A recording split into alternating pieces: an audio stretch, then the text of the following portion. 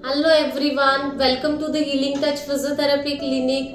आज के इस वीडियो में हम बात करेंगे अबाउट सर्वाइकल स्पॉन्डाइलोसिस।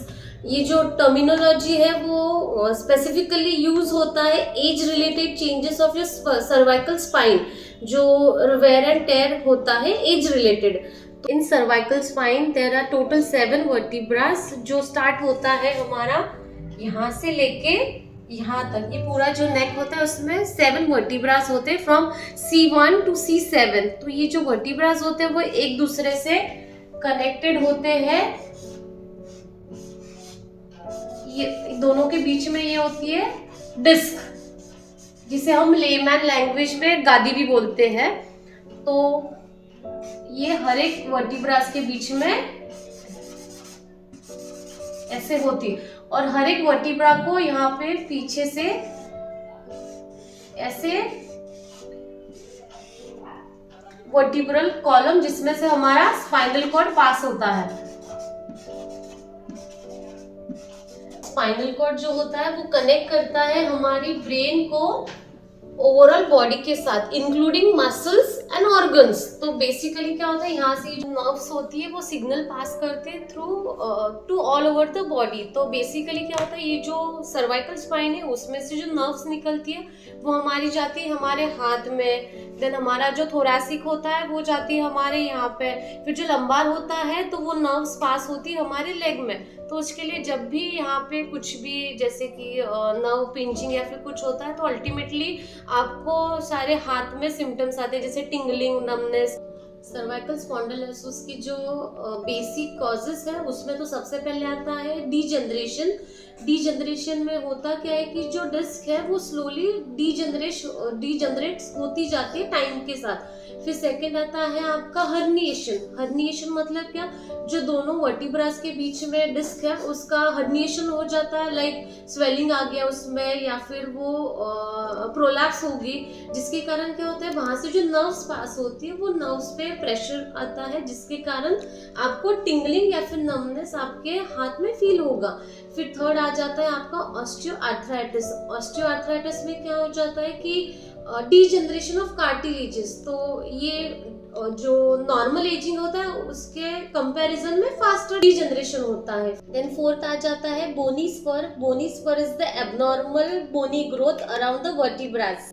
अब हम देखेंगे signs and symptoms of cervical spondylosis के बारे में। तो पहला सिम्टम है पेन। फर्स्ट स्टेज में आपको पेन होगा लोकलाइज्ड आपके नेक रीजन में। आपका पेन जो है वो शोल्डर एरिया तक भी जा सकता है। Second is stiffness. स्टिफनेस मतलब आपका जो गर्दन है वो अकड़ जाएगा, कोई मूवमेंट पॉसिबल नहीं होगी और मूवमेंट करने पर पेन और इंक्रीज हो जाएगा। तीसरा इज मसल स्पाज्म। स्पाज्म यानी कि आपकी जो मसल्स है उसमें अंदर से सूजन आ जाएगा, जिसकी वजह से फिर से कोई भी मूवमेंट डिफिकल्ट हो जाएगा। और फिर सेकेंड स्टेज में जब पेन, स्टिफनेस और मसल स्पाज्म इंक्रीज होगा तो सेकेंड स्टेज आएगा सर्वाइकल रेडिकुलोपैथी का, जिसमें क्या होगा कि बार बार जो दो बोन्स के बीच में प्रेशर आ रहा है वो स्पाइनल कॉर्ड को डिस्टर्ब करेंगे, जिसकी वजह से वहाँ से जो नर्व्स पास होती है जो हमारे हैंड में आती है वो डिस्टर्ब हो जाएगी और फिर हाथ में आपको टिंगलिंग और मूंगी जैसा लगेगा, नमनेस लगेगा, हाथ सुन्न हो जाएगा। अभी सिम्टम का जो तीसरा स्टेज है वो है सर्वाइकल माइलोपैथी, जिसमें वियर एंड टियर की वजह से स्पाइनल कॉर्ड पे और ज़्यादा प्रेशर आएगा। तो स्पाइनल कॉर्ड जो है वो हमारे ब्रेन से आ रहा है और हम यहाँ के रीजन की बात कर रहे हैं, तो जिसकी वजह से आपको यहाँ पर सिर दर्द और डिजीनेस यानी चक्कर आने जैसा लगेगा। और स्पाइनल कॉर्ड जो है वो थ्रू आउट हमारे पूरे बैक एरिया में, पूरे स्पाइन में है, तो जिसकी वजह से आपको फिर बॉवेल ब्लैडर का भी तकलीफ हो सकता है, यानी वॉशरूम में आपको तकलीफ होगा।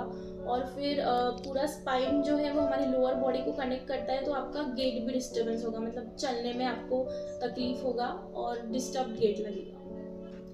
अब हम देखेंगे सर्वाइकल स्पॉन्डाइलोसिस के रिस्क फैक्टर, मतलब किन किन लोगों को ये होने का रिस्क ज़्यादा है। तो पहला है एज रिलेटेड चेंजेस जो है, जो कि हमने देखा कि वियर एंड टियर करते हैं उसकी वजह से हो सकता है। सेकंड इज जेनेटिक, अगर किसी के जीन्स में वो तकलीफ है तो वो पास ऑन होते होते फिर नेक्स्ट जनरेशन को भी होगा।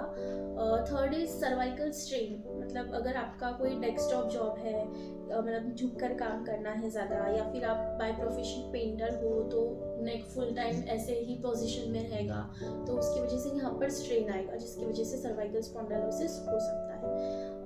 Third is heavy lifting. अगर आप झटके से कोई भारी चीज़ उठा लेते हो तो हाथ में प्रेशर आने की वजह से पूरा हाथ आपका नमनेस और टिंगलिंग में चला जाएगा और सर्वाइकल स्पॉन्डाइलोसिस होगा। उसके बाद है नेक्स्ट रिस्क फैक्टर है वाइब्रेशन। मतलब जो बाय प्रोफेशन जो ड्राइवर होते हैं, जैसे बस ड्राइवर हो गया, तो उसमें कांस्टेंट उनके हाथों पे वाइब्रेशंस आते हैं जिसकी वजह से वो नर्व डिस्टर्ब हो जाती है। और लास्ट है कोई ट्रॉमा या इंजरी। अगर आपका कुछ एक्सीडेंट वगैरह हुआ है या आपको सडन कोई ट्रॉमा हुआ है नेक रीजन में, तो वो बाय प्रोग्रेशन में आपको सर्वाइकल स्पॉन्डाइलोसिस की तकलीफ हो सकती है। तो ड्राइवर होते हैं, जैसे बस ड्राइवर हो गया, तो उसमें कांस्टेंट उनके हाथों पे वाइब्रेशंस आते हैं जिसकी वजह से वो नर्व डिस्टर्ब हो जाती है। और लास्ट है कोई ट्रॉमा या इंजरी। अगर आपका कुछ एक्सीडेंट वगैरह हुआ है या आपको सडन कोई ट्रॉमा हुआ है नेक रीजन में, तो वो बाय प्रोग्रेशन में आपको सर्वाइकल स्पॉन्डाइलोसिस की तकलीफ हो सकती है।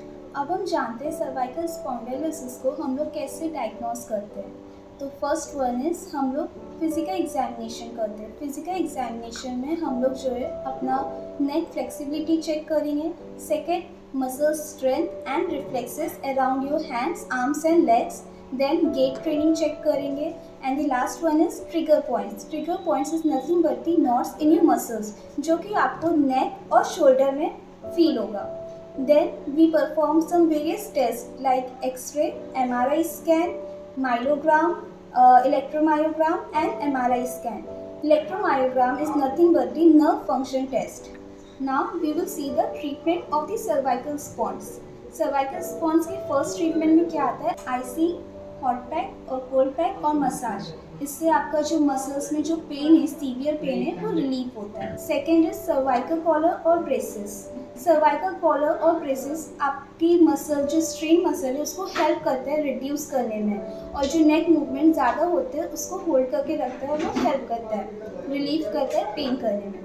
Third is injection therapy. Then fourth is oral medication. Oral medication में it's totally depend on your symptoms of severity कि कितना आपको ज़्यादा पेन हो रहा है। सो उसमें हम लोग anti inflammatory, analgesic and muscle relaxants देते हैं।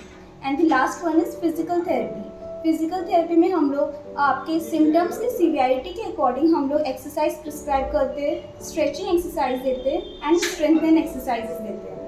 And the last one is electrotherapy. उसमें हम लोग इलेक्ट्रिकल मशीन्स यूज़ करते हैं, आपके जो सिम्टम्स रहते हैं उसके अकॉर्डिंग वो मशीन्स देते हैं हम लोग, और वो हेल्प करता है आपके पेन को रिलीव करने में।